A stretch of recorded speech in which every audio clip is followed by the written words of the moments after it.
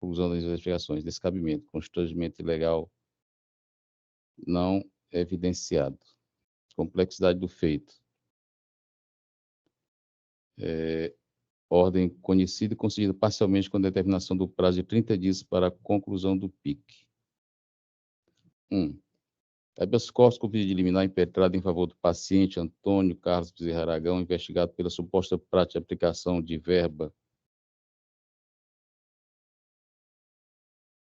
pública de convênios celebrados entre o Estado do Ceará, via CESPORT e a Casa Civil, e a Associação Cearense de Desporto, ACD, apontando como autoridade coatora, promotor de justiça do Grupo de Atuação Especial de Combate às Organizações Criminosas, GAECO, sua presidente, o senhor promotor Patrick Augusto Corrêa de Oliveira.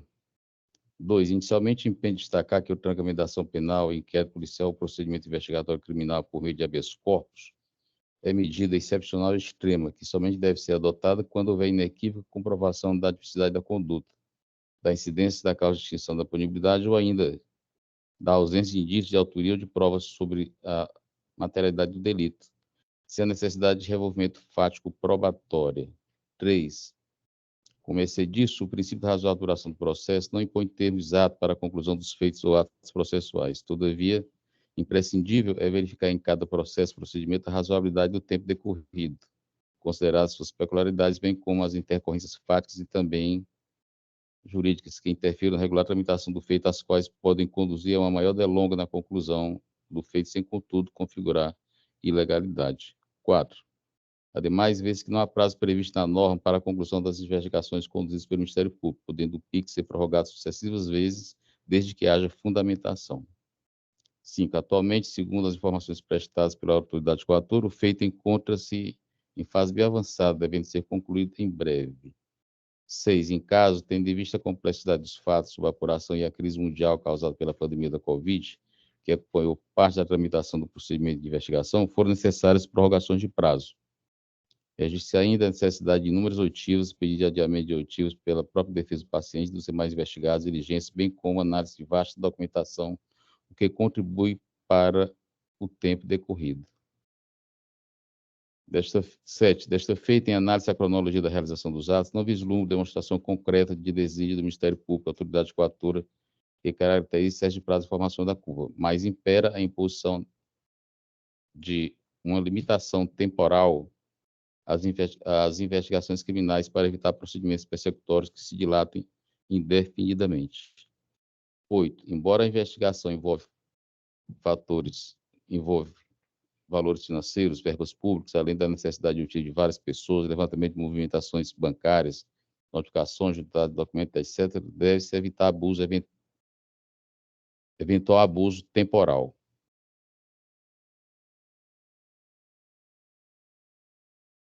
9. Ordem concedida e conhecida e concedida parcialmente com a determinação do prazo de 30 dias para que o Ministério Público conclua o PIC e ofereça a denúncia ou promova o arquivamento do PIC. Esse é meu voto, excelência. Como vota a desembargadora Silvia? Eu concordo com o relator, já tinha exarado meu voto provisório, eu acompanho a relatoria. A princípio, é realmente um tempo muito elástico, né, para que se enseje uma investigação a nível de PIC, né? Mas há um ponto aqui que nós não podemos desconsiderar, e é um evento de força maior, que é exatamente o tempo que nós tivemos da pandemia, né, do Covid-19, que obviamente interferiu, né, certamente nos trabalhos, né? Um evento planetário. A gente não pode fechar os olhos para isso também, né? Mas eu acho que o relator, nesse caso, de Badu Carneiro, foi muito preciso, né?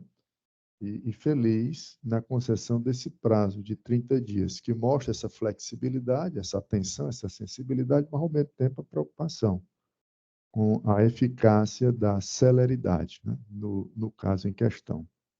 E nada impede, se for o caso de haver um arquivamento, né, das investigações, que futuramente, havendo fatos novos, se possa ensejar, né, uma nova investigação, e aí, em tese, oferecimento de alguma defesa. Mas como também a doutora Marina falou, e tem toda a procedência, né, o Estado de Direito não admite, né, que o cidadão viva sob suspeição, né, sendo alvo de uma infindável fiscalização sem que se tenha, né, algo de concreto que possa ensejar o devido processo legal. Né?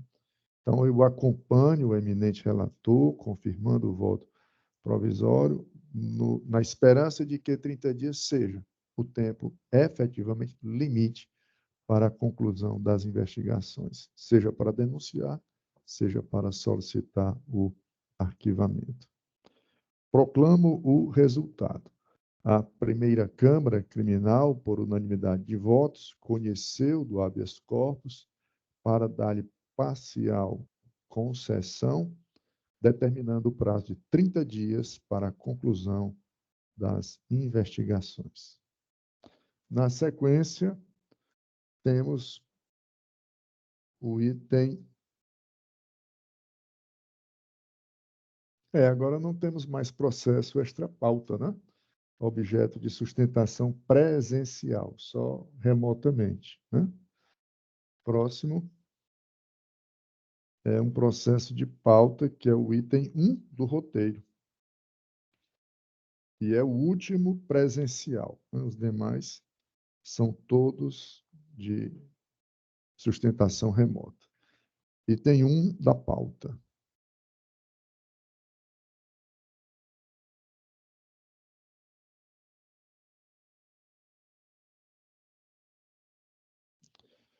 Apelação criminal 259535, dígito 30, ponto 2020, ponto 8, ponto 06, ponto sequência de 3 zeros, 1, em que é apelante Maria Zuíla de Souza Andrade, apelado o Ministério Público, sob relatoria do desembargador Francisco Carneiro Lima e revisão da desembargadora Silvia Soares de Sanóbrega.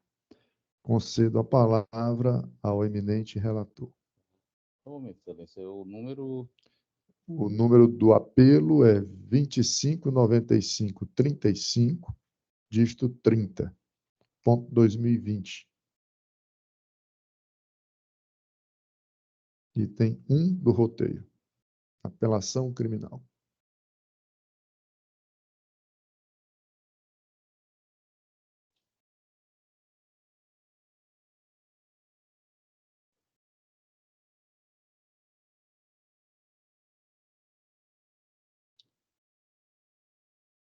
Gostaria de saber da indagada da defesa, do Ministério Público, se dispensa a leitura do relatório. Pois não. Alguma objeção quanto à dispensa da leitura do relatório? Nenhuma objeção, Excelência. Nessa circunstância, então, já concedo a palavra à Sua Excelência, o doutor Antônio de Holanda Cavalcante II, para apresentar as suas razões em sustentação oral na defesa da apelante Maria Zuíla de Souza Andrade, pelo tempo regimental de 15 minutos. Excelência, eu só Pois queria não? indagar o doutor Holanda. Sim. Ele fez um pedido subsidiário, né? E eu atendi o pedido subsidiário dele. Eu gostaria de saber mesmo assim se ele quer fazer sustentação. Pois não. O relator está aquiescendo, né? No voto dele, ele vem acolhendo o pedido subsidiário de Vossa Excelência, doutor Holanda. E isso já foi objeto de votação através do voto provisório, e a turma julgadora acompanhou nesse tocante o eminente relator. Ainda acha necessária a sustentação? Nesse caso, eu gostaria apenas da leitura da proposta de emenda, já me satisfaz. Pois não. Ganhamos tempo, então, com isso. Então, com a palavra, o eminente relator para a leitura do projeto de emenda. Apelação crime penal e processo penal. Condenação pelo artigo 1º, inciso 2 e artigo 12, inciso 1 da Lei nº 8.137/90, combinado com o artigo 71 do Código Penal. Recurso da defesa. Pedido de absolvição, não acolhimento. Materialidade e autoria devidamente comprovadas. Análise da dosimetria da pena. Neutralização da vetorial da culpabilidade. Redimensionamento. Mudança de regime prisional. Recurso conhecido e parcialmente provido. 1. Apelação criminal interposta pela defesa de Maria Zuíla de Souza Andrade, com fundamento no artigo 593, inciso 1, Código de Processo Penal em face da decisão proferida pelo juiz de direito da Vara de Crimes contra a Ordem Tributária da Comarca de Fortaleza, e condenou a recorrente a pena de 4 anos, 2 meses e 20 dias de reclusão, com pena de multa, totalizando um montante de 53 dias multa, a ser cumprido em regime inicial semiaberto, por infração ao artigo 1º, inciso 2, e artigo 12, inciso 1, ambos da Lei nº 8.137/90, combinado com o artigo 71 do Código Penal. 2. De acordo com o artigo 1º, inciso 2 da Lei nº 8.137/90, verifica-se que o elemento subjetivo do crime é o dolo genérico, sendo suficiente para sua caracterização os procedimentos voluntários de fraudar a fiscalização tributária, inserindo elementos inexatos ou omitindo operação de qualquer natureza em documento ou livro exigido pela lei fiscal. Não se revela necessário, assim, demonstrar o ânimo de obter benefício específico, consoante precedentes citados. 3. No caso de análise, de acordo com os documentos e livros fiscais da empresa denominada MG Distribuidora de Material de Construção, EIRELI, a Fazenda Estadual acusou irregularidades na gestão contábil correspondente ao período de julho de 2014 a dezembro de 2016, sendo originados autos de infração relativos à omissão de entradas e mercadorias sujeitas ao regime de substituição tributária, decorrente de levantamento quantitativo de estoque de mercadorias, fatos que ocasionaram a supressão de tributos no valor de R$ 1.186.010,95 a título de ICMS, sobre o qual for aplicada multa no valor de R$ 2.092.960,80, o que totalizou a importância de R$ 3.278.971,45. Após o trânsito em julgado, confirmou-se a procedência integral dos autos de infração mencionados, restando demonstrada a supressão de tributo, que culminou nas inscrições perante a dívida ativa, com certidões zaradas pela Procuradoria-Geral do Estado do Ceará. 4. Consoante restou esclarecido na instrução processual, a acusada Maria Zúlia de Souza Andrade exercia à época dos fatos a função de gestora administradora da empresa em questão, exercendo o controle administrativo da firma comercial auditada, consoante se depreende dos atos constitutivos da empresa, e ratificado pelos depoimentos judiciais das testemunhas de acusação, ex-funcionários e ex-prestadores de serviço da empresa. Assim, foi evidenciado que a ré era responsável pela administração da empresa autuada e pelo recolhimento mensal dos tributos, sendo evidenciado durante a instrução o dolo de sua conduta, visto que omitiu entradas de mercadorias sujeitas ao regime de substituição tributária, decorrente de levantamento quantitativo de estoque de mercadorias. 5. Dessa forma, demonstrada a desnecessidade de comprovação do dolo específico, não há que se falar em ausência de dolo no caso de análise, devidamente caracterizados os presentes autos, razão pela qual não prospera o pedido de absolvição. 6. Empenho de ressaltar também que, considerando o lapso temporal em que o delito foi cometido, qual seja entre julho de 2014 a dezembro de 2016, estou configurada a continuidade delitiva prevista no artigo 71 do Código Penal. 7. É relevante mencionar ainda que, considerando a soma total dos valores não recolhidos, ou seja, o montante superior a R$ 3 milhões, referido patamar superior aos parâmetros atualmente estabelecidos pelo Superior Tribunal de Justiça e pela Procuradoria-Geral do Estado do Ceará, como limítrofes para a caracterização do denominado dano grave à União e dos créditos fiscais de processamento prioritário em nossa unidade federativa precedentes. Assim, está devidamente justificada a aplicação da majorante do grave dano à coletividade previsto no artigo 12, inciso 1, da Lei nº 8.137/1990. 8. Analisada a dosimetria da pena, a sanção foi redimensionada para 3 anos, 6 meses e 20 dias de reclusão em regime aberto, além de 17 dias multa, tendo em vista a modificação implementada na pena base, com a neutralização da vetorial da culpabilidade, mantidas as demais disposições constantes na sentença. 9. Recurso conhecido e parcialmente provido. É o meu voto, excelência.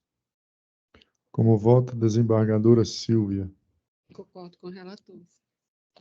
Eu também ratifico o voto provisório, né, tendo ocorrido aí uma diminuição na dosimetria da pena, né, de 4 anos e fração para 3 anos e pouco, né? E também a modificação do regime, né, do semiaberto para o aberto. Excelência. Só um esclarecimento sobre o voto. Foi determinada também a substituição da pena privativa de liberdade por restrição de Foi direitos? mantida essas disposições aí. Perfeito. Isso aí, se solicitar lá ao juiz. Perfeito. Ok. Proclamo o resultado. A Câmara, à unanimidade de votos, conheceu do apelo para dar-lhe parcial provimento, diminuindo a pena e modificando o regime, nos termos do voto do relator.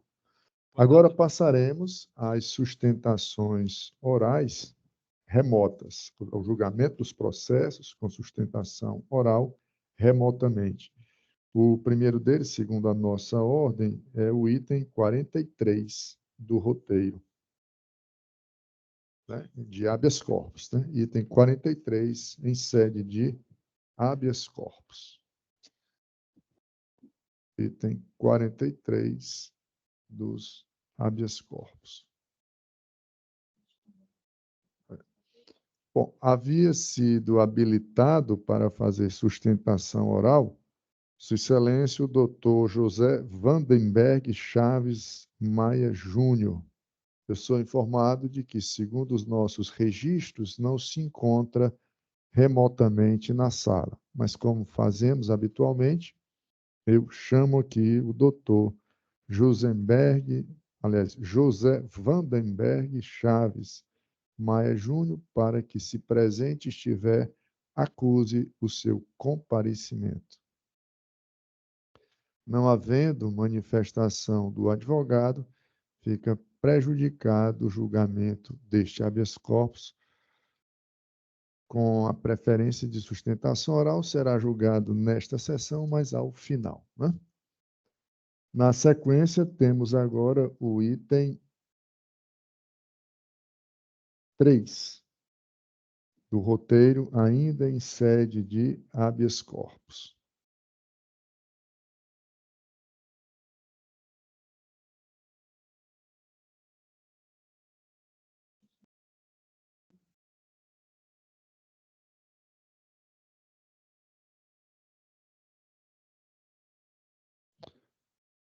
O item 3 traz o habeas corpus de número 620534, dígito 34.2024.8.06, sequência de 4 zeros. Impetrante o doutor Alexandre Lima da Silva e também Juliane da Costa Negreiros. Paciente JLLS. Impetrado o juiz de direito da primeira vara da comarca de Cascavel. Processo sob minha relatoria. Vamos à identificação do feito.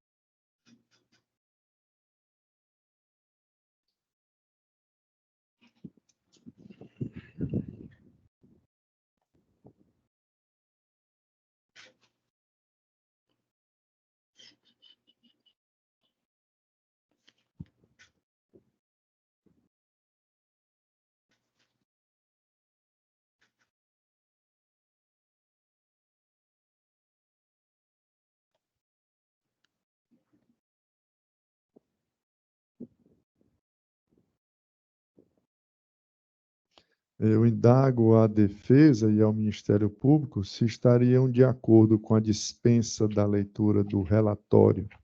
Nenhuma objeção, senhor presidente. Sem objeção, Excelência. Sendo assim, já concedo a palavra à Sua Excelência, o doutor Alexandre Lima da Silva, para apresentar suas razões em sustentação oral, pelo tempo regimental de 15 minutos. Obrigado, Excelência. Do outro relator, o desembargador Mário Parente Teófilo Neto, presidente dessa colina Câmara, que tão bem conduz os seus trabalhos, é uma honra novamente estar em tal sessão. A doutora Lígia Andrade, a doutora Lira Ramos, a defensora pública, a doutora Aline Miranda, Dr. Marcos Tibério, procurador de Justiça, servidores da Justiça e colegas advogados. Na sessão passada, doutor Mário, o senhor fez uma alusão temporal ao seu ingresso na magistratura, salvo engano, em 92, né? Então, lá se vão mais de 30 anos, né, na seara jurídica, como juiz, agora como desembargador, e o senhor sabe dos percalços, né, do início de qualquer carreira, né? Esse caso, esse habeas corpus, ele faz referência a um crime que aconteceu em 2022, abril de 2022, e somente em abril de 2023, por ocasião do recebimento da denúncia, o juiz ele decretou a preventiva, né? Eu, como na condição de defensor, eu ajuizei uma ação para tentar revogar a ação, fiz menção da questão da contemporaneidade, que inexiste nesse lapso temporal. Fiz menção também que no relatório policial foi, não sei se o termo seria escondido, mas não foi noticiado que o paciente ele foi interrogado pela autoridade policial, isso é um fato novo, mas o juiz ele manteve o ato, né, da segregação do paciente.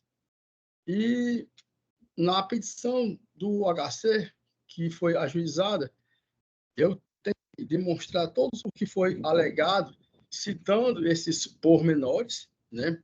O principal é a ausência da contemporaneidade da data do fato e a data da decretação da prisão preventiva, a omissão da autoridade policial em não comunicar, não esclarecer o motivo que ele omitiu que o paciente prestou o seu interrogatório, porque até então só se tem uma visão do que foi dito. E quando ele foi interrogado, ele deu a sua versão dos fatos. E sem adentrar a matéria penal, a defesa, só na questão processual, né? Ele feriu o devido processo legal. Como autoridade policial, ele não poderia ter omitido tal fato.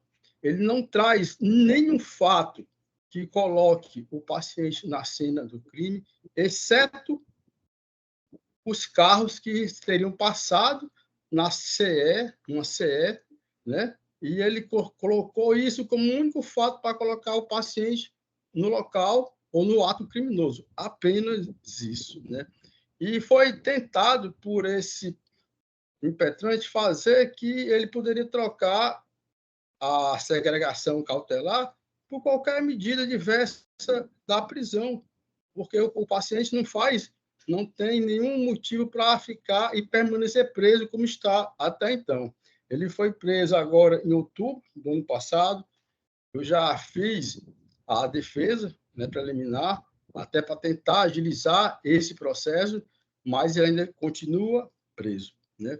O que requer é a revogação do decreto da prisão preventiva por fatos que agora já elencados e outros que constam em sede do HC ou a substituição da prisão por qualquer medida diversa desta. É o que requer. Pois não, doutor. Concedo a palavra ao Ministério Público por igual tempo regimental. Senhor presidente e senhor relator, eu ratifico o parecer ministerial. Pois não. Eu penso que o projeto de emenda traz suficientemente os fundamentos e argumentos do voto, e por isso eu indago da defesa e do Ministério Público se aceitariam a leitura da Nada a proposta. objetar, senhor presidente. Nada a objetar. Sim, Excelência. Pois não. Então, vamos ao referido. Processo penal, habeas corpus, homicídio qualificado, ausência de fundamentação, revogação da prisão preventiva, garantia da ordem pública, gravidade concreta da conduta. Súmula 52 do Tribunal de Justiça do Ceará. Alegação de ausência de contemporaneidade da medida extrema. Medidas cautelares diversas da prisão insuficientes. Ordem conhecida e denegada. Item 1. A defesa alegou a ausência de fundamentação da custódia cautelar e ausência de fatos novos e contemporâneos. 2. Observa-se que a medida extrema encontra-se devidamente fundamentada na necessidade da garantia da ordem pública, em virtude da gravidade concreta revelada pelo modus operandi praticado, visto que o crime aconteceu com extrema violência, segundo os autos, até o momento, em razão do duplo homicídio com uso de armamento pesado, do tipo fuzil, na residência das vítimas, durante a madrugada e na frente da neta, de apenas 2 anos de idade, em contexto de disputa de território por facções criminosas, aliado ao fato de possuir antecedentes criminais, sendo estes fundamentos idôneos para manter a segregação preventiva, não restando demonstrado o constrangimento ilegal arguído. 3. Verifica-se nos autos que o paciente possui uma propensão acentuada a práticas delituosas. Em consulta ao sistema Cancún, o mesmo responde por outras imputações penais, havendo, portanto, o risco concreto de reiteração delitiva. Consequentemente, a custódia, em consonância com o entendimento sumulado deste sodalício, súmula 52, cuja redação diz que inquéritos e ações em andamento justificam a decretação da prisão preventiva para a garantia da ordem pública nos termos do artigo 312 do CPP, não se aplicando o enunciado sumular número 444 do STJ. 4. Isto posto, os fundamentos apresentados pelo magistrado são idôneos para justificar a segregação cautelar, presentes, no caso, elementos concretos ante o teor do artigo 312 do CPP. 5. Quanto à possibilidade de aplicação das medidas cautelares diversas da prisão, cabe observar que, no caso, mostram-se insuficientes, eis que presentes os requisitos da preventiva, bem como a existência de embasamento para tal restrição da liberdade, qual seja garantia da ordem pública, consubstanciada na gravidade concreta do crime e ante o risco de reiteração delitiva. 6. No que se refere à alegação de ausência de fatos novos e ausência de contemporaneidade, este fundamento também não merece prosperar, uma vez que o delito aconteceu em 26 de abril de 2022 e o relatório final do indiciamento dos acusados em 18 de novembro de 2022, com o pedido de prisão preventiva do acusado, tendo a prisão preventiva sido decretada em 17 de abril do ano passado, não havendo, portanto, que se falar em ausência de contemporaneidade dos fatos. Ordem conhecida e denegada. É o meu voto.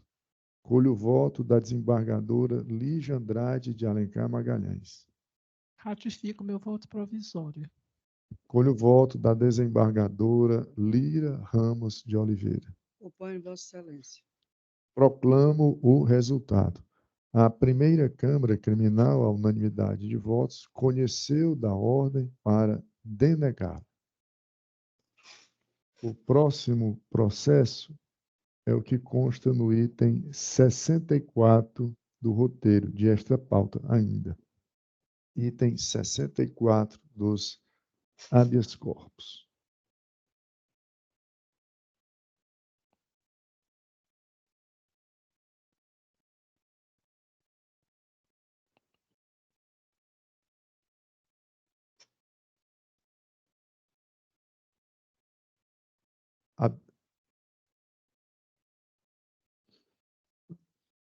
Inscrito para fazer a sustentação oral, nesse habeas corpus do item 64, é o doutor Ivan Bergson Vaz de Oliveira. A Secretaria dos Trabalhos não está...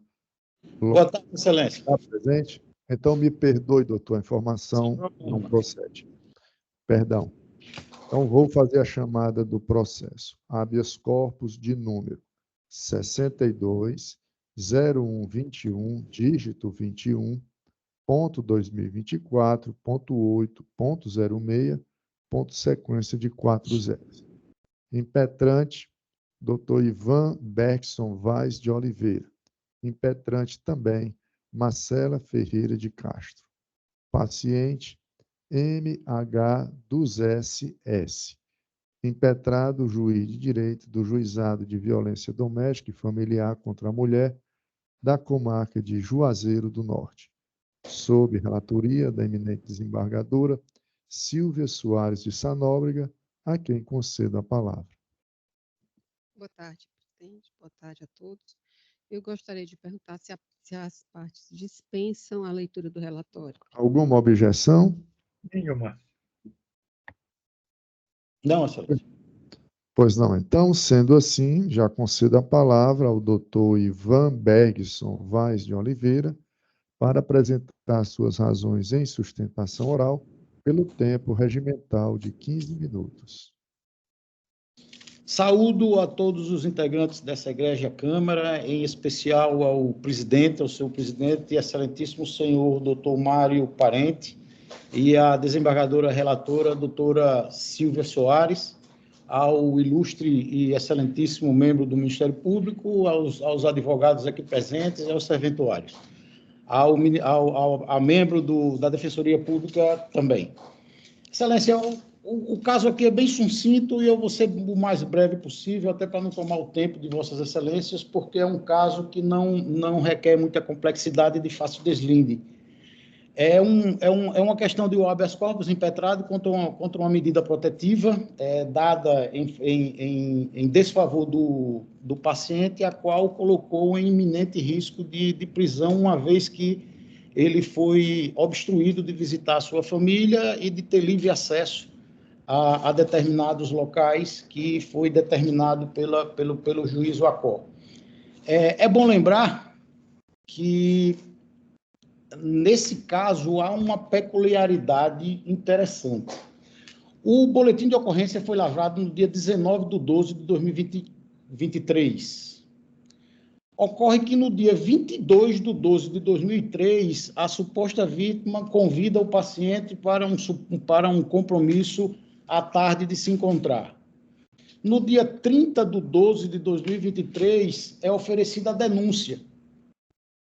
E no dia 30/12/2023, às 4h28, a suposta vítima convida o paciente a um passeio na Chapada Diamantina, um lugar somente a dois para se encontrar. O que chama atenção, Excelências, é levando aqui em consideração a regra de experiência aplicada subsidiariamente ao Código de Processo Penal, vinda do Código de Processo Civil pelo artigo 375, quando há lacunas no processo, é que é incompatível você alegar perseguição, um suposto medo, e, em par e passos, pedir o comparecimento do suposto agressor, do suposto agente. Fica incompatível com isso. E pelas regras do processo penal, o agente ou a vítima, no caso a vítima, que pratica atos contrários àqueles fatos que foram narrados, é praticamente um perdão que ela está dando, levando em consideração, lógico, que o regime processual da Lei Maria da Penha seria público incondicionado, mas por esses fatos, perde-se o fundamento da denúncia, uma vez que, levando em consideração também que os fatos decorrentes da Maria da Penha podem ser equiparados àqueles denominados crimes às escuras, onde a palavra da vítima, da suposta vítima, no caso, tem uma relevante importância, não deve-se também ser contrariado aos fatos existentes na denúncia, como é no caso desse habeas corpus. Então, a eminente situação de colocar o paciente em risco e também o mais gravoso, segregá-lo do seu convívio familiar, o qual possui 2 filhas, que inclusive clamam a presença do pai, pode gerar um tremor psicológico também para o paciente, e ele pode tentar fazer alguma visita ou, apenas como mera especulação, esses convites ser uma questão de comprovar uma quebra de medida protetiva para depois ter a decretação da prisão do paciente. Em decorrência disso, por essas irregularidades, por essas controvérsias existentes no processo, por os fatos comprovarem que não são condizentes e nem harmônicos com a denúncia, muito menos com os depoimentos prestados, a gente requer a concessão da medida de habeas corpus, conforme pedido na inicial, e o cancelamento da medida protetiva. Devolvo a palavra, Excelência. Obrigado. Com a palavra, o Ministério Público, por igual tempo. Senhor presidente, eu vou ser rápido. Aqui é caso de supressão de instância. Essa matéria não foi analisada pelo juiz Acó. E não se vislumbra aqui qualquer constrangimento ilegal acessionado de ofício. Inclusive, o prazo dessa medida se exaure, eu acho que agora em março. Por 90 dias, eu acho que em março agora ela vai ser exaurida. Eu aqui vou até falar a parte de uma coisa aqui. Essas medidas protetivas, quando não há nenhum risco com relação aos filhos, eu não vejo legalidade nessa medida, não. Filho é filho, pai é pai. Tem que se dar o quê? Se ele quer visitar os filhos. Se os filhos querem visitar o pai, certo? Se não há por parte da mãe também influência para que não vá visitar o pai, aí eu estou falando, agora, você proibir de um pai ou uma mãe, aqui eu estou generalizando, quando eu digo pai, eu estou me referindo também à mãe. No caso de uma medida protetiva contra a mãe, não tem nada a ver com os filhos e ser proibido de visitar os filhos, certo? Agora, nesse caso aqui, é supressão de instância. O doutor não submeteu esse pedido ao juiz Acó, certo? Então, eu aqui ratifico o parecer ministerial, embora essa medida vai ser exaurida agora, vai terminar agora em março.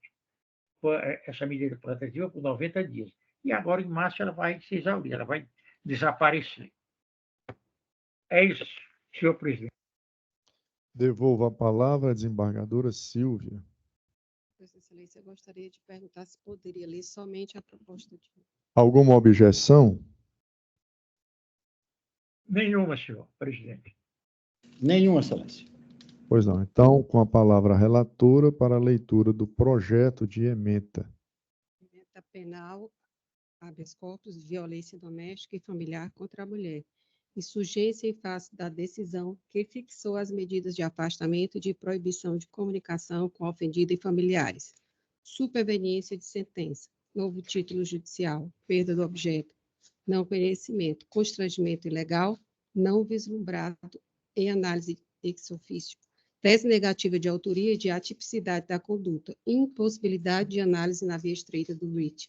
Medidas protetivas de urgência, fundamentação idônea, palavra da vítima, habeas corpus prejudicado em exame de ofício, denegado. 1. No caso, pretendem os impetrantes a revogação das medidas protetivas de urgência fixadas nos autos número 0209-119-50-2023 e, para tanto, insurge-se em face do deciso que fixou em desfavor do paciente a distância mínima e a proibição de contato por qualquer meio de comunicação com o ofendido e seus familiares, precisamente porque ele se encontraria impedido de se aproximar de suas duas filhas menores. Aduzem que o que haveria nos autos seria uma denunciação caluniosa prestada pelo ofendido à autoridade policial, homologada pelo meritíssimo juiz, sem a justa comprovação dos fatos, razão pela qual apresenta tese negativa de autoria e de atipicidade da conduta. Nessa esteira, defendem que as medidas aplicadas seriam indevidas, porquanto não teria sido possibilitado ao paciente o contraditório e a ampla defesa. Ao citarem o boletim de ocorrência registrado pela vítima, alegam que as informações prestadas não seriam verdadeiras e que, na hipótese, existiria tão somente a delação da ofendida e nenhuma outra prova cabal para a conclusão de prática ilícita. 2. Do caderno processual, tem-se que, em 2 de março de 2024, após a impetração deste remédio constitucional, foi prolatada a sentença, tornando efetiva a decisão proferida liminarmente naquele processo, que concedeu as medidas protetivas de urgência em favor da requerente. Na ocasião, foi determinado o prazo de 6 meses a partir da publicação da sentença, facultando-se à vítima requerer, em caráter excepcional, a cada 6 meses, a prorrogação da eficácia das referidas medidas. 3. Nesse sentido, resta prejudicado o writ pela perda de objeto, uma vez que, após proferida a sentença, o afastamento e a proibição de contato do paciente passou a decorrer desse novo título, que não é objeto desta impetração. 4. Ressalte-se que, mesmo não conhecendo o habeas corpus em razão da superveniência de sentença, é permitido ao julgador conceder a ordem se vislumbrada manifesta ilegalidade. Contudo, diante dos elementos contidos no fascículo processual, não se observa a presença de conjuntura que favoreça a concessão ex ofício. 5. Em primeiro lugar, a tese negativa de autoria e de atipicidade da conduta não pode ser desenvolvida no rito célere do presente remédio constitucional, que se presta a sanar a ilegalidade patente e não admite dilação probatória. Adiante, as medidas protetivas de urgências dispostas na Lei Maria da Penha ostentam natureza cautelar e buscam garantir direitos fundamentais, a exemplo da dignidade humana, segurança, proteção e, essencialmente, assistência à família, de modo a coibir a violência no âmbito das relações domésticas familiares. Em virtude disso, podem ser fixadas em caráter independente, não exigindo a prova da prática de infração ou contravenção penais, devendo ser observado, contudo, lastros que sejam hábeis a demonstrar a situação de risco que se encontra a mulher. Podem, inclusive, ser concedidas de imediato pela autoridade judiciária, independente da oitiva do agressor ou de manifestação do Ministério Público. A decisão que aplicou as medidas protetivas de urgência em desfavor do ora paciente se encontra devidamente fundamentada, com fulcros nos dados concretos extraídos dos autos, principalmente no boletim de ocorrência lavrado pela vítima, e com atenção aos dispositivos constitucionais, notadamente englobados pela Lei Maria da Penha.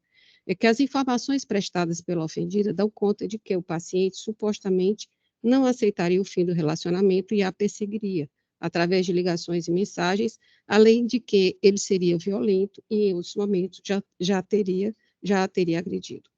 Habeas corpus prejudicado e exame de ofício denegado.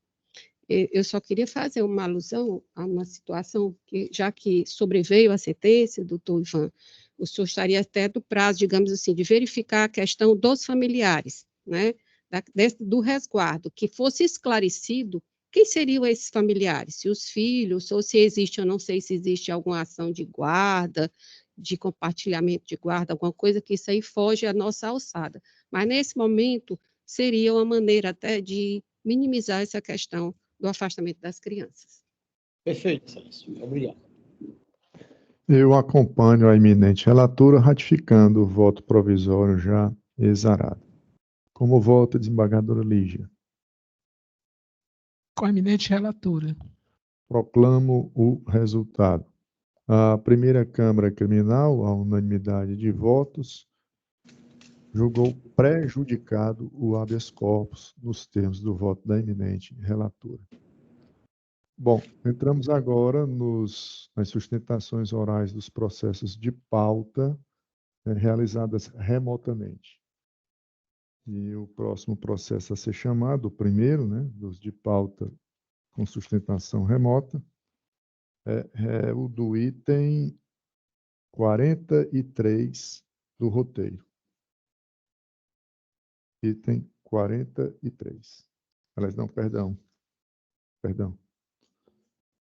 Item 89, desculpe. Item 89 dos processos de pauta.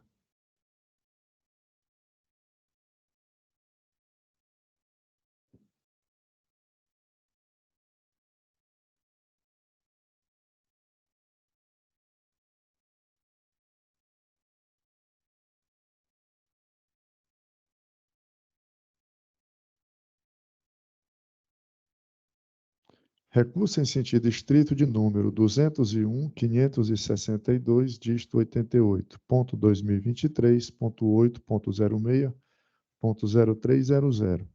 Recorrente, recorrido, LA de L.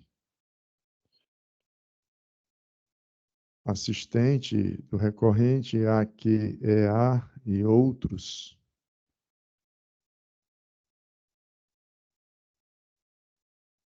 Recorrente recorrido, Ministério Público do Estado do Ceará, também.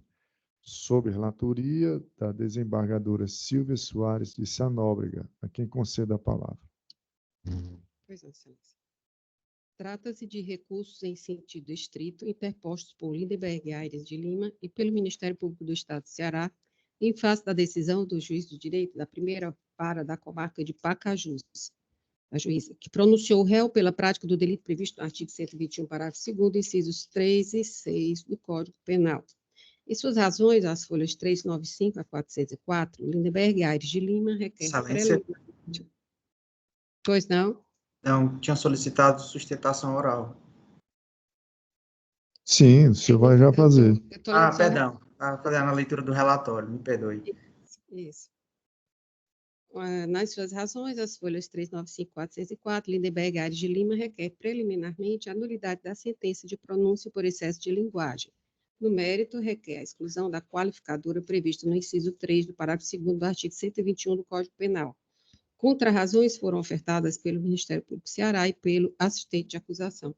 Por sua vez, o Ministério Público do Ceará apresentou recurso às folhas 466 e 475, consignando nas suas razões a necessidade de que o réu também seja pronunciado pela prática do delito disposto no artigo 147b do Código Penal. Contrarrazões por Lindenberg Aires de Lima, pleiteando o não conhecimento do recurso do MP Ceará, face à sua intempestividade. Presente o juízo de retratação, as folhas 476 a 478, magistrado da qual, em sintonia com o artigo 589 do Código de Processo Penal, manteve sua decisão. Na oportunidade, remeteu os autos ao Tribunal de Justiça do Estado de Ceará. Estado a se manifestar, a Procuradoria-Geral de Justiça exarou o parecer pelo não conhecimento dos recursos do MP Ceará e improvimento do recurso da defesa. É o relatório. Pois não, eu concedo a palavra inicialmente ao Ministério Público, já que percebo que há recurso também, não é isso, senadora Silvia? Do Ministério Público, né? Senhor presidente, eu vou ratificar o parecer ministerial. Okay? Pois não. Pois não. Então, sendo assim, já concedo a palavra a Sua Excelência, o doutor Teodorico Pereira de Menezes Neto, para apresentar as suas razões em sustentação oral pelo tempo regimental de 15 minutos. Muito obrigado, Excelência. Boa tarde a todos. Iniciar a sustentação oral, cumprimentando o presidente da Sacolém da Câmara Criminal, o desembargador Mário Parente Teófilo Neto, e também a relatora do processo, desembargadora Silvia Soares de Sanóbrega. Estendo os cumprimentos aos demais desembargadores, serventuários e doutor procurador de Justiça e colegas advogados.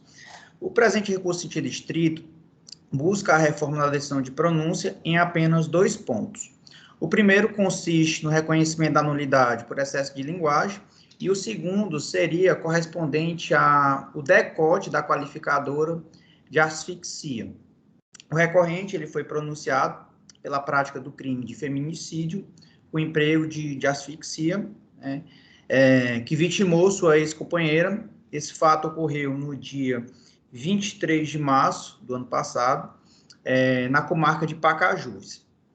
Preliminarmente, excelências, verifica-se que a decisão de pronúncia padece de vício grave de excesso de linguagem, que deve ser sanado a fim de evitar que ocorra nulidade no tribunal do júri.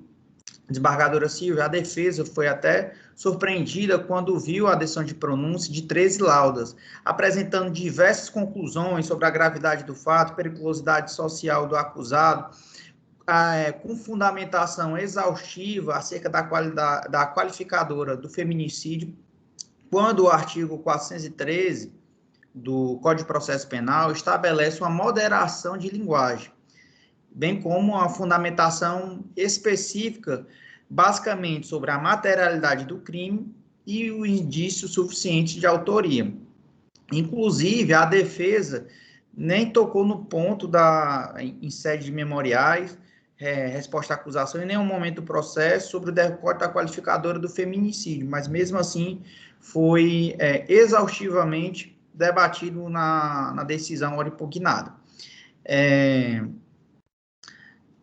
Não é comum se ver uma decisão de pronúncias tão grande, tão fundamentada. Geralmente as decisões de pronúncia são mais objetivas, e no presente caso não havia necessidade, né? Porque não é um processo com a complexidade relacionada ao volume de páginas, pluralidade de réus, quantidade de delitos, né? Apenas um delito.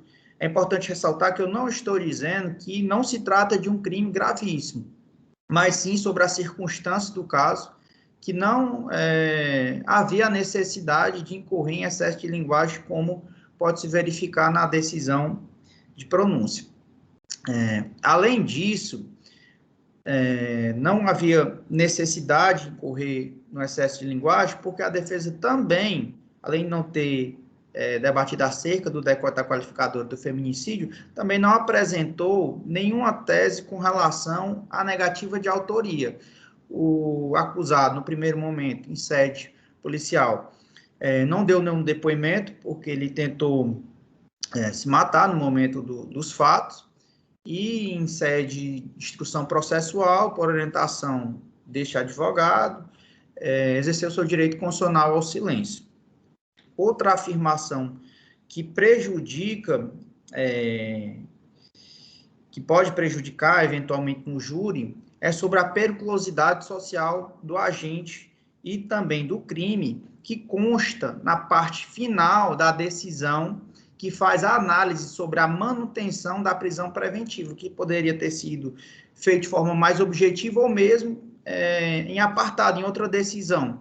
Aliás, é importante mencionar que a nulidade suscitada busca que o réu seja submetido ao Tribunal Popular sem qualquer mácula. Aqui não se objetiva que ele se objetiva a liberdade provisória, uma vez que não foi apresentado pedido de liberdade até o presente momento. O prejuízo do excesso de linguagem é indiscutível, na medida em que a única peça que é entregue aos jurados no tribunal do júri é a decisão de pronúncia, que, na verdade, se confunde com a sentença penal condenatória. Desse modo, de forma mais objetiva possível, pede que seja reconhecida a nulidade, basicamente para pedir que a juíza de primeiro grau refaça a decisão de pronúncia, adotando critérios mais objetivos com relação, basicamente, à materialidade e à prova da autoria delitiva. Só um pequeno ponto com relação à qualificadora da asfixia, entende-se que deve ser decotado porque a causa da morte foi mediante lesão pérfuro-contusa, que é compatível com a marca de perfuração no pescoço da vítima. E então, por conta disso, não concorda com a qualificadora asfixia e aí requer a exclusão. Muito obrigado pela atenção de todos. Uma boa noite. Com a palavra, o Ministério Público. Não, perdão, já concedi a força do ato, né? Já falou primeiro o doutor Tibério. Devolvo a palavra à eminente relatora. Gostaria de ler só a proposta de emenda, se for possível. Alguma objeção quanto à leitura da proposta de emenda? Sem objeção, Excelência. Nenhuma, senhor presidente. Pois não. Nenhuma. Doutora desembargadora Silvia, com a palavra. Emenda penal, processual penal, recurso em sentido estrito, recurso ministerial intempestivo, apelo não conhecido, recurso da defesa, réu pronunciado por homicídio qualificado, asfixia, inciso 3, parágrafo 2º do artigo 121 do Código Penal e feminicídio, inciso 6, parágrafo 2º do artigo 121 do Código Penal, excesso de linguagem, inocorrência, indícios suficientes de autoria e materialidade, reconhecimento da presença de qualificadoras, adequada análise pelo meritíssimo juiz, retirada de qualificadora, ausência de manifesta improcedência, súmula número 3 desta Corte, precedente do STJ, recurso da defesa conhecido e improvido. Trata-se de recurso de sentido estrito, interposto por Lindbergh Aires de Lima e pelo Ministério Público do Estado do Ceará, em face da decisão do juiz de direito da primeira vara da comarca de Pacajus, que pronunciou o réu pela prática do delito, previsto no artigo 121, parágrafo 2º, incisos 3 e 6 do Código Penal. Convém destacar que o recurso de distrito interposto pelo Ministério Público do Estado do Ceará é intempestivo, não sendo preenchidos os pressupostos de admissibilidade, recurso, portanto, que não deve ser conhecido.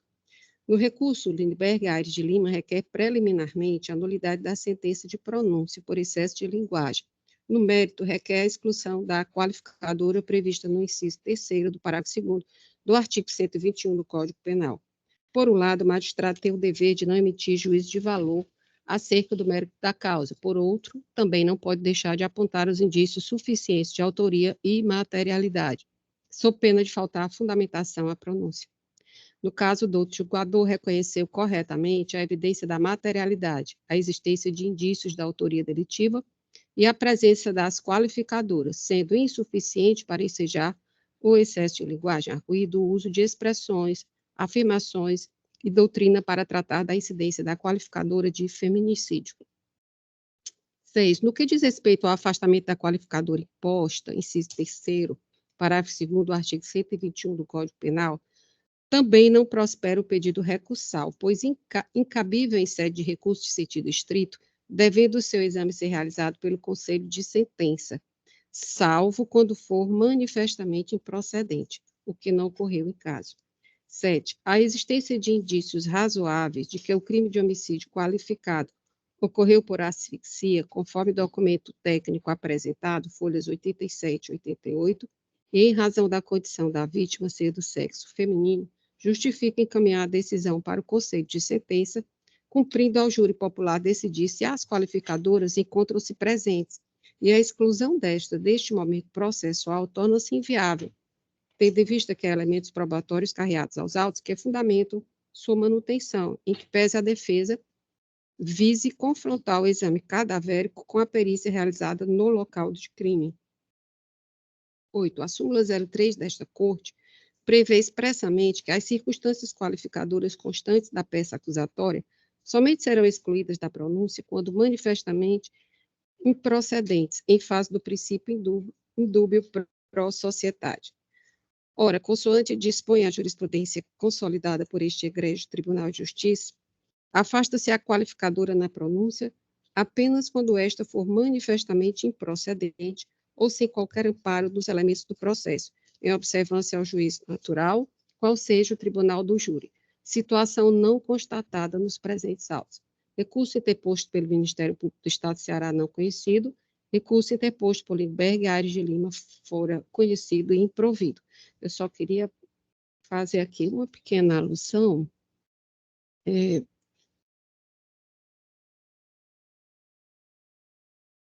Aqui. Em todos os momentos aqui, realmente, são várias laudas, como ele disse, é verdade, a defesa realmente diz que é extensa, né? A sentença de pronúncia, ela é extensa. Se há excesso de linguagem ou não, é uma outra questão. Aqui, o que eu vejo com relação a isso? Tirei bem do...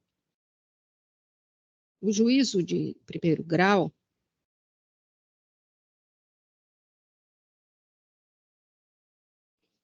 Eu queria só uma parte mais firme aqui.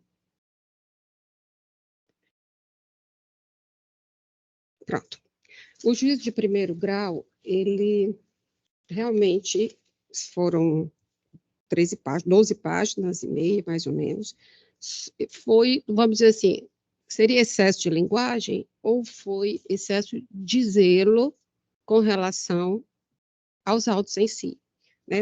De relatório, são 3 páginas. Ele usou 3 páginas realmente para trazer o relatório. Trouxe alguns depoimentos para mostrar os indícios de autoria. E 2 páginas, quase uma página e meia, para afastar o crime de ameaça, que foi justamente o objeto do recurso ministerial intempestivo, né? Então, aqui, o que eu reconheço? Em todos os passos, procurei realmente, a gente fica assim, a princípio, você fica realmente, acha um pouco demais, né? As laudas, etc. Mas quando a gente vai olhar no discorrer de todo o arrazoado, em todos os momentos, sempre indícios de autoria. Indícios de autoria. Inclusive, verifica-se os indícios de autoria delitiva por parte do réu, bem como de ânimos necante ante os depoimentos. Até nesse ponto, eu procurei ver, inclusive em jurisprudência mais recente, né, com relação a essas questões, né, que até ele coloca, que é um julgado aqui de 25 de fevereiro de 2022, né, aqui é do STJ, ministra Laurita Vaz, e ela diz: o tribunal apontou expressamente que os dados informativos estão a apontar para a presença de ânimos necantes na conduta observada, além de ter feito referências ponderadas sobre a existência de provas que indicam a presença de indícios. Quer dizer, eu não vi em momento nenhum ele dizer que tem indício. Entendo perfeitamente a questão da defesa, de quando diz vai entregar na hora. Mas aí realmente compete à defesa, nesse momento, sempre chamar atenção com relação às palavras em si. Indícios, indícios, indícios, né? Em algum momento explica o que é o feminicídio, e em algum outro momento fala com relação à qualificadora. Não tenho dúvidas nenhuma de que realmente deve ser submetido, sim, ao critério do Tribunal do Júri a questão da qualificadora, até porque, como ele disse, existe na hora, na perícia que foi feita, na hora houve o estampido, bala, então na hora ali acharam que ela tinha realmente falecido por outro motivo. Mas, com a perícia técnica, existe lá uma questão com relação à asfixia, né? E alguns, como ele falou aqui também, alguns ferimentos aqui próximo ao pescoço. Então, essa, sim, não pode ser afastada e sim submetida ao crivo do Tribunal do Júri para que o Conselho de Sentença possa realmente dar o seu veredito, né? A sua soberania é incontestável. Então, por esse motivo é que eu vou ousar aqui dizer que não achei excesso de linguagem, mas submeto essa apreciação aos meus pares. Eu confesso a Vossa Excelência que fiquei um pouco na dúvida. Eu peço vista do processo para uma análise mais aprofundada. Muito bem, vamos então para o próximo, que é o do item 26, processo de pauta também, né? Item 26.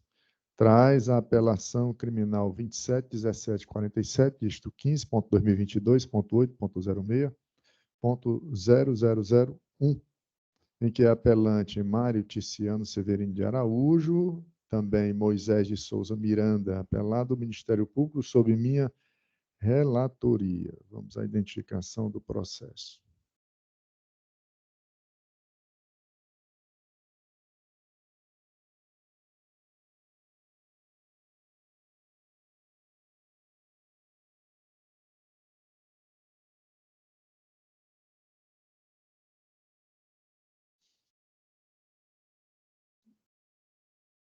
Eu indago à defesa e ao Ministério Público se aceitariam a dispensa da leitura do relatório. Nenhuma objeção. A defesa. na pessoa do Dr. Luiz Felipe de Souza Silva. Alguma objeção? Nenhuma objeção, Excelência.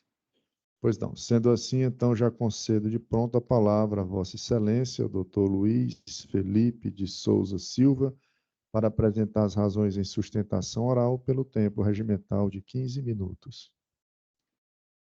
Boa noite, né? Já, primeiramente, gostaria de deixar meus cumprimentos aos embargadores que compõem esta colênia da Câmara Criminal. Mais uma vez, é uma satisfação que faço na pessoa do desembargador Mário Parente, presidente desta Câmara e relator do feito, desembargadora Silvia Soares, desembargadora Lígia, desembargador Francisco, desembargadora Lira Ramos. Estendo também os cumprimentos ao membro do Ministério Público e ao membro da Defensoria Pública, se eventuais da Justiça, demais colegas advogados. É sempre uma honra e satisfação sustentar perante esta colênia da Câmara. Excelências, o presente caso, ele não é um caso complexo, mas que demanda um pouco de atenção, tendo em vista as especificidades do caso. De uma forma bem breve, apenas para já começar aqui minha sustentação oral, fazendo as pontuações das divergências constantes no processo, a gente verifica que trata-se de um processo de roubo, né, onde inicialmente a única pessoa que conseguiu visualizar a suposta ocorrência do crime foi a vítima. Os policiais participaram da possível perseguição depois do cometimento do crime. A vítima, ela narra que, na delegacia, 2 pessoas desceram de um veículo de cor branca e aí colocaram-la no chão. Inclusive, a vítima detalhou, Excelências, que a todo momento os acusados, né, as pessoas que cometeram esse delito, pediram para que ela olhasse para o chão. Isso é um fato determinante para que a gente verifique a dificuldade de se possivelmente reconhecer alguém. Depois dessa situação, em juízo, ela já disse que 3 pessoas desceram do veículo, né? Uma dessas pessoas subiu na moto, pegou o celular dela e fugiu em uma direção, e os outros 2 ocupantes no veículo fugiram na direção oposta. No primeiro momento, ela também informa, Excelência, em delegacia, que só foi subtraída por essas pessoas do veículo uma suposta mochila preta. E aí essa informação ela é unânime, não há qualquer especificidade de que essa é uma mochila simples preta, e também não continha dentro dessa bolsa nenhum objeto pessoal dela. Inclusive, essa situação se confirmou quando essa suposta mochila foi apreendida dentro do veículo. Por que eu digo suposta mochila, Excelência? Pelo que eu acabei de dizer há pouquíssimo tempo. Essa mochila não contém nenhuma especificidade e nenhum objeto pessoal que pudesse identificá-la como sendo daquela pessoa. Inclusive, um dos apelantes, que é justamente o meu cliente, ele informa que essa mochila ela continha diversos exames que ele tinha feito no decorrer do dia. Isso era o que continha dentro da bolsa. E, estranhamente, o primeiro elemento que se mostra é que o reconhecimento, ou que essas pessoas se tornaram suspeitas, foi justamente essa bolsa, que com as devidas vênias ao juiz sentenciante, Excelência, a gente não consegue determinar de uma forma clara e específica de que aquela bolsa realmente era daquela suposta vítima. A partir disso, Excelência, os policiais, que, repito, não estavam na ocorrência do crime, chegaram posteriormente, então não viram nada do delito, há uma divergência muito grande. Alguns informam que foram parados pela vítima. Outros informam que foram parados por um popular, que perseguia o carro. Outro diz que era um popular que estava na rua, outro diz que era a vítima. Não há uma uniformidade nas informações prestadas pelos policiais militares. Inclusive, alguns policiais dizem que conversaram com a vítima antes, outros dizem que não. Essas informações, elas realmente estão imprecisas, por isso que eu vos falo com essas possibilidades, porque realmente foi o que apresentou dentro do processo. Então, assim, além disso, em juízo, a vítima informa, Excelência, já que a vítima é o principal ponto dessa condenação, ela informa que era um veículo prata e depois informa que é um veículo branco. Depois ela informa que desembarcou do carro 2 pessoas, depois foram 3.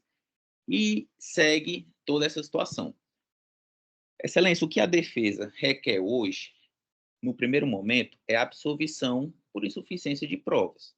diante de todas essas contradições, há de se verificar que uma sentença condenatória, que ela não pode, de forma alguma, ser levantada, né, ser fundamentada em conjecturas, em contradições, porque é o princípio do indúbio pro réu.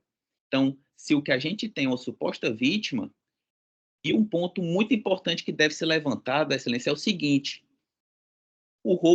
realmente o roubo foi de uma mochila sem qualquer especificidade, porque a vítima diz que foi roubada dela, foi subtraída uma moto e um celular. E aí a gente verifica no processo que não existe auto de apreensão, não existe auto de restituição, não existe boletim de ocorrência. Então, me digam, além da palavra da vítima, o que tem de comprovação de que essa moto realmente foi roubada? A gente não consegue ver. Cadê realmente a fundamentação, né, de forma concreta de que algo foi roubado? Aqui a gente não está para fazer nenhuma conjectura, por que a vítima faria isso, por que a vítima faria aquilo. É aquela questão, a gente analisa o que está dentro do processo, se não está dentro do processo, não existe. Caberia ao Ministério Público levar a prova suficiente para condenar.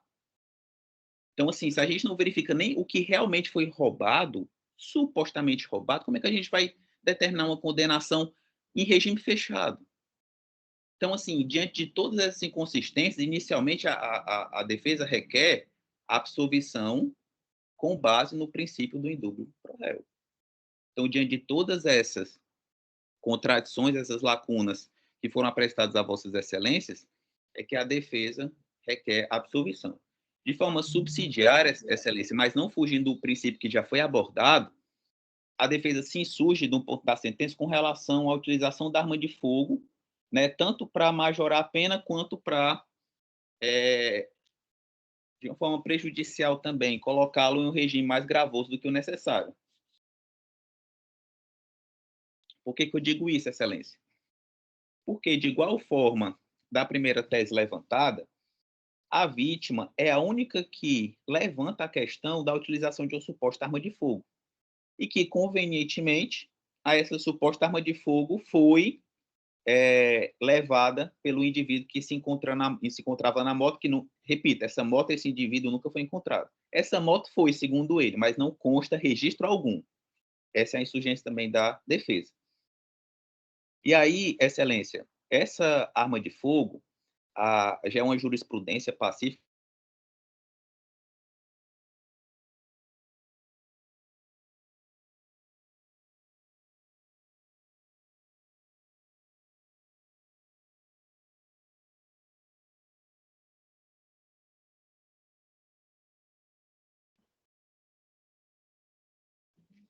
Doutor Luiz Felipe, nós perdemos o áudio de Vossa Excelência.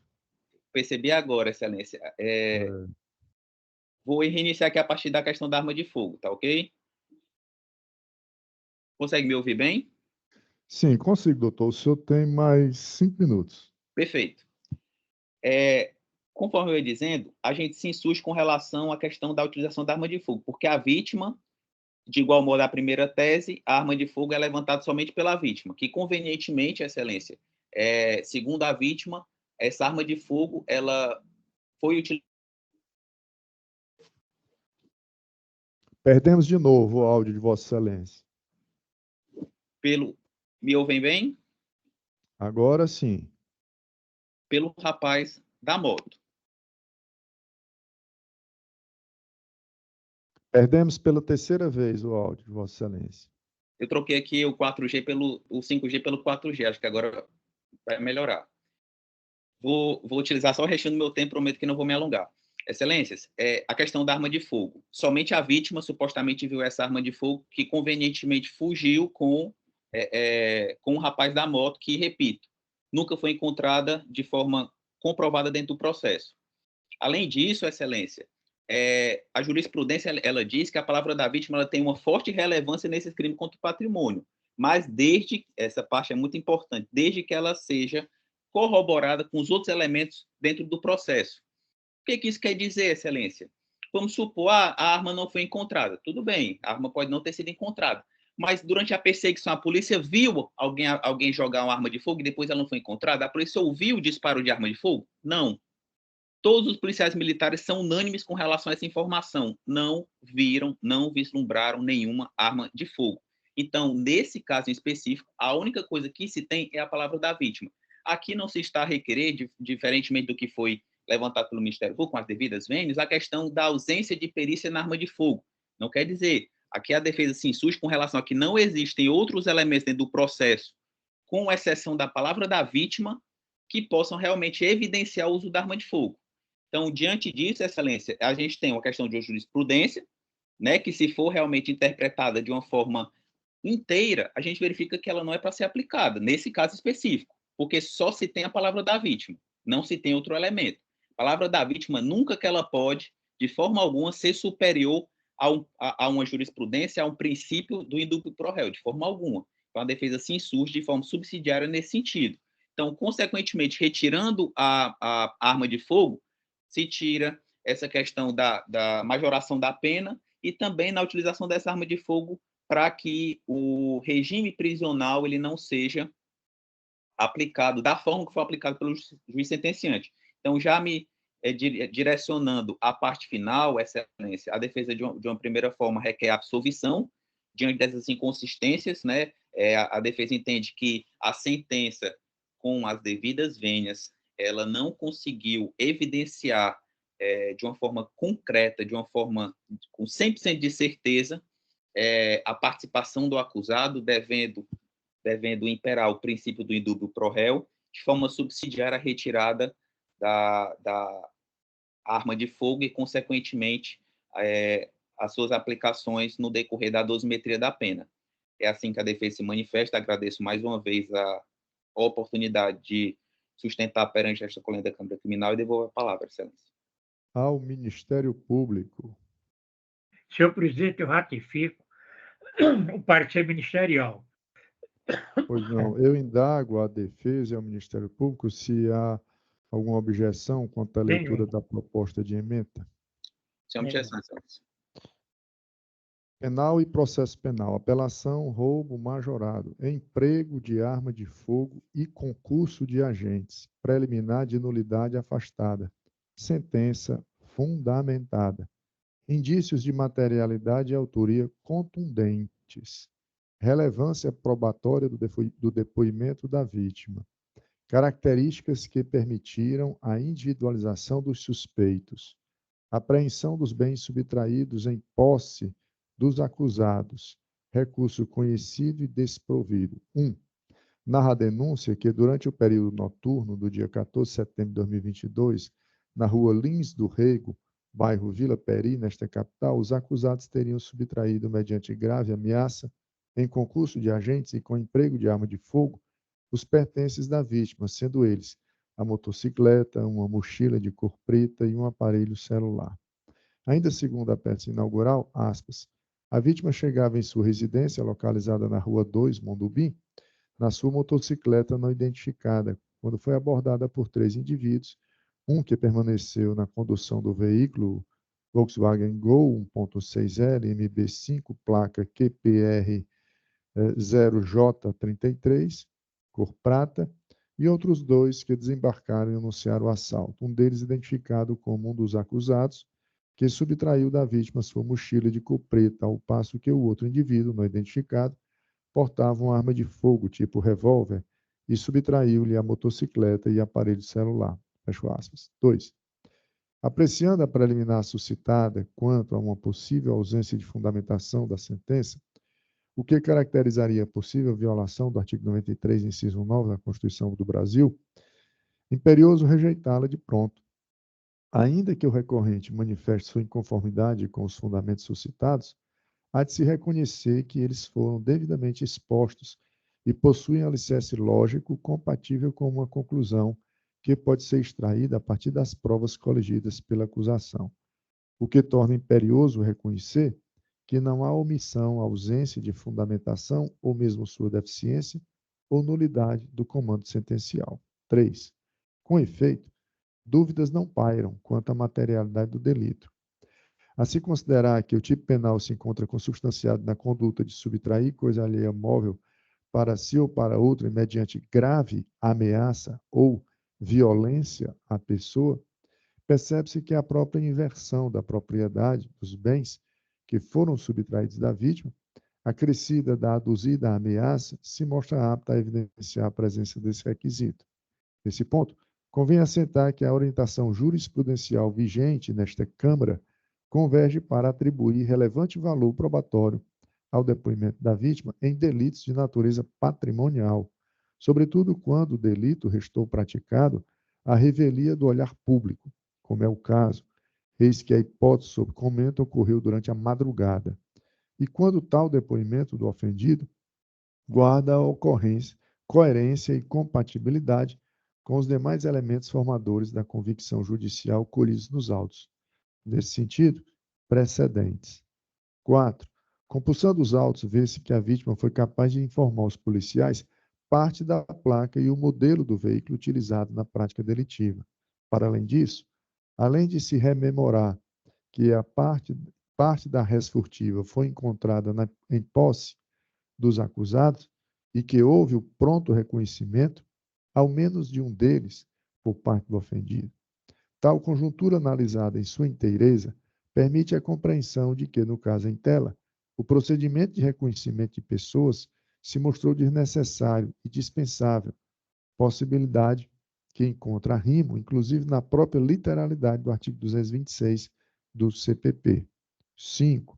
A autoria delitiva também não reclama maiores dúvidas, eis que os elementos probatórios constantes dos autos permitem a conclusão de que os acusados incorreram na prática que lhes é imputada, até mesmo porque, consoante imediatamente afirmado acima, as características do veículo utilizado para a consecução do crime fornecidas pela vítima, a posse da res furtiva e o reconhecimento feito pelo ofendido evidenciam a caracterização desse requisito atinente à autoria.